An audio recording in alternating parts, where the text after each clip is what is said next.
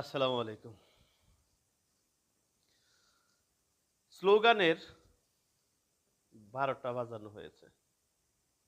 Slogan কন্যা লাখি যখন স্লোগান দিত শাহবাগে, তখনই ভাবতাম এই দেশের রাজনৈতিক অঙ্গনে রুচির অবক্ষয় ঘটেছে এবং বিবেকের মধ্যে পচন ধরেছে। স্লোগান হবে, স্লোগান দিবে, স্লোগান থাকবে রাজনীতিতে, এটাই স্বাভাবিক।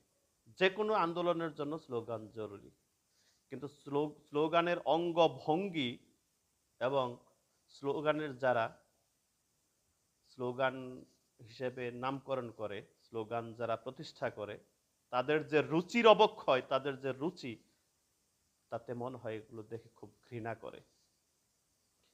তো স্লোগান কন্যা লাখি যেভাবে দিছিল, তখন ভাবছিলাম শুধু মনে হয় জাতির রুচির অবক্ষয় হয়েছে। কিন্তু সরোয়ার্দী উদ্যানে ছাত্রলীগ ইনান যখন স্লোগান দিছে, ইনান বলে হাহা, সবাই বলে শেখ হাসিনা।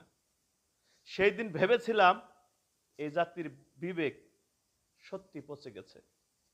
কারণ হাহা শব্দটা শুধুমাত্র উপহাসসূচক, হো হো শব্দটা উপহাসসূচক। তো একজন নেতা কেন্দ্রীয় পর্যায়ের, তাও ছাত্র সমাজের, বাংলাদেশের সবচেয়ে প্রখ্যাত শিক্ষাঙ্গন হলো ঢাকা ভার্সিটি। সেইখানকার একজন শিক্ষার্থী যদি স্লোগান দেয় হো হো, সবাই বলে শেখ হাসিনা, হা হা, সবাই বলে শেখ হাসিনা, এবং সেইখানে শেখ হাসিনা নিজেও উপস্থিত হয়, এইসব স্লোগান শুনে সেই স্লোগানের প্রতিবাদ আজ পর্যন্ত হয় নাই। তখনই বুঝেছিলাম যে এই দেশের শিক্ষা জাতির মেরুদণ্ড কোন পর্যায়ে পৌঁছিয়েছে।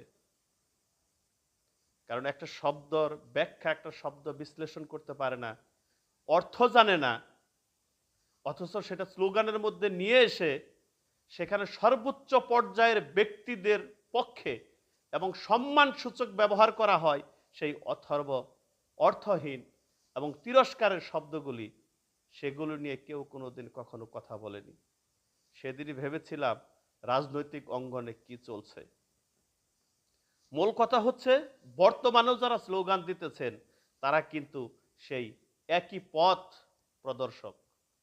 আমি মনে করি এখান থেকে বেরিয়ে আসা জরুরি, পরিবর্তন হওয়াটা জরুরি।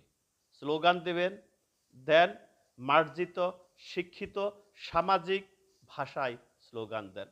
এই অথর্ব, অসভ্য, অশ্লীল